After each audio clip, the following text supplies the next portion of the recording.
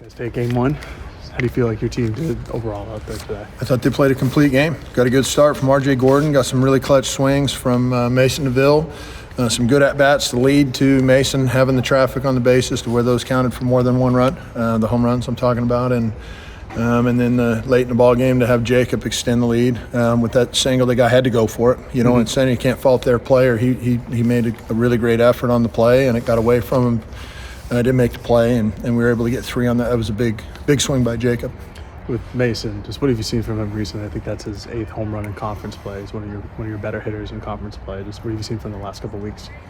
Mason was a top 50 player coming out of high school. We recruited him hard, and we fell short in a recruiting battle out of high school. It was really disappointing to me. Falling short in a recruiting battle, you don't want to do that, especially when you think you're the best program. To have a young guy like himself come and join, and at that time he disagreed, and then he joined us afterwards. And so, you know, I wish I just had, and my staff had another year of development with him. We would have loved to have been a part of his first year out of high school. And I think just now we're getting late in the year, and you see how talented he is and just the development and the growth that he's had over the course of the year. That's why, you know, on the greedy side, I would have loved to have had him for another year, and that's why we recruited him so hard out of high school, is because we felt like he was that type of guy that could be a real difference maker that you're seeing.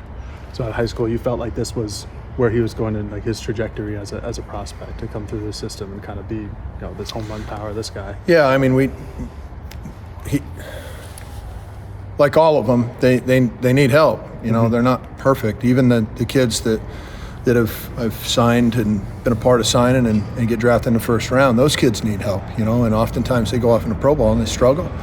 I'm a big believer in college. You know, I think college is the right path for every one of these kids. Doesn't matter who they are. And we've seen that across the country with how good college baseball is. And, you know, Mason was just a great example. So is Jacob Walsh and all these kids. When they come to college, they get a chance to develop and grow in the facilities that we have, and having all the dining hall situations, the food, and everything that we were able to help these student athletes with. This is way better than professional baseball straight out of the chute. What did you see from RJ tonight? Just bouncing back after last week against Washington and the one before that against Utah. His velocity was back up.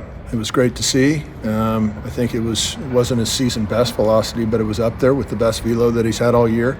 And so that just tells you how strong the kid is. You know, one day short on rest isn't a big deal for these guys. You know, in the big leagues, those guys are going, you know, 4 days rest, and every 5th day they're getting rolled out there. And so actually the college slate is a little bit more, it's easier on the arm than it would be in pro ball. So he's just a strong kid, and he's worked his tail off to get to a point where he's resilient, and you know, him having the best velocity that he's had now in some time on one shorter day is a testament to how strong he is, and Daryl Hunter's working the weight room with him. RJ pitches with a fire and a passion out there. What does that energy that he brings to the diamond bring to the team? Well, I think you said it. The fire and the energy brings a ton to the team. You know, we feel it. But yet you feel it from RJ when he's in the weight room. You know, when you see the guy in the weight room and you see the guy stacking plates on a squat rack that is really, really hard work for a student athlete, and his grind and his dedication to his conditioning and his diet and the whole body of work, that's when you really go to battle for a guy, and you want to see that student athlete succeed at that level, and so do his peers, because they see what he goes through. The commitment's extreme, and so that's why you see I thought he was in control tonight. I thought he used his breath. I thought he used a lot of the tools Brian Kane has brought to the table to help our program, and he was better control of his body, which allowed him to be in better control of his performance. What's the importance of demonstrating that you're able to score runs late in the game, even when you have a pretty substantial lead? Well, we wanted to score more. You know, if there was one gripe, we didn't execute a couple things late in the ball game that could have allowed us to score more runs. You don't know in college baseball. You know, we're going to look at box scores probably from tonight. You're going to see box scores that had 7, 8, 9, 10 plus runs in an inning out there all over the country. And so, you know, I was brought up basically by Coach Lopez, who used to say, you know, 2 grand slams is enough. Those days are done. You know, those days are done where you just need to keep playing. It's almost like Steve Spurrier football now. When I was at Florida, and Steve Spurrier was the guy that, He didn't hand the ball off in the third quarter when they were up by 3 touchdowns. Every play he had in his mind was to score a touchdown. And so I think that's the direction of college baseball now because of the offense that has been increasing, and it's at a high point right now. And so we're always going to try to score runs, and there are no unwritten rules for us. As you are looking at those box scores from across the country, obviously meaningful weekend with Pac-12 tournament coming up. How much weight are you putting on those other games in the conference? Well, they affect seeding and they affect a lot of things out there. And so, you're going to watch them. I'd lie if I said I didn't because we want to finish as high as we can. And right now, if things go in our direction, then we can finish in second place. And that's what we want to do. We'd want to finish in first place. We can't do that. We can only finish in second place potentially. And that means we need to take care of our business for the next 2 nights. We did tonight. That's one step. So happy about that. And we've got more work to do. How big was it for Featherston to have those 2 perfect innings and keep the lead where it was? Massive, and he's been reliable. That's a great question. He's been as reliable as anybody we've had down there, and for a freshman to grow and be that good, that's what Team USA saw in him when he was 14, 15 years old, and that's why he was such a critical part of that team, and he's a huge part of our team. Coach, I want to go back to the beginning of the game where Mason hits that first home run. How does that energy and momentum change your dugout going forward throughout the game? Tremendous. Another good question. Grant Taylor's up for Pitcher of the Year in the Pac-12 Conference. That wasn't an easy pitcher to break down. And somebody can go, well, Washington State's record hasn't been great in the league. Well, Grant Taylor is up there in the league's leaders of strikeouts, and he's an old guy. He's a 5th-year senior, maybe even a 6th-year senior, and his stuff's been dominant. I think he struck 17 hitters or 18 hitters out earlier in the year against Washington on the road. I mean, this guy's the real deal.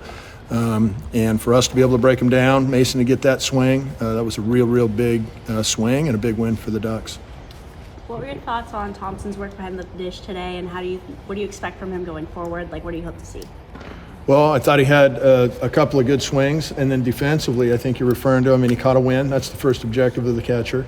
He made a tremendous catch against the backstop on a pop-up. He had that strike him out, throw him out with RJ on his last pitch that he threw. Was a fastball that struck the guy out on, and Bennett threw the guy out at second base. He's a team leader. He's a guy that's been in the seat. Him, Jacob Walsh, Drew Smith, and Betcher, I think, are the only ones that have been in our uniform that were really big contributors at that super regional last year. And so to be able to have an experienced guy like Bennett, I think that's why he elevated his game tonight like he did. I thought that was a really insightful question. He played really well, and it helped our team win probably as much as anybody. Opponents stealing bases this year are below 50%. Being successful in stealing bases, what's kind of like the work and the improvement you've seen from your catching tandem this year? Well, it's Coach Martin with the catchers. It's also Coach Hawksworth with the pitchers. Their picks are more competitive. Their leg times have been a real emphasis on leg times and shortening up the leg time from the time that the pitcher starts to the time the ball hits the catcher's glove. It's more of a complete body of work, and I think it's hard to steal when there's no loose ends, and the coaching staff has really worked to see that happen, and they're doing a nice job with that. You talked about a complete game being played by your team. Offense and defense were both very dominant. How do you keep that going forward moving into the Pac-12 tournament? Just the complete game's a result of the work they're putting in between games and before games, and so the practice time leads to what you see, the completeness of the game. So just to continue to do our work the right way.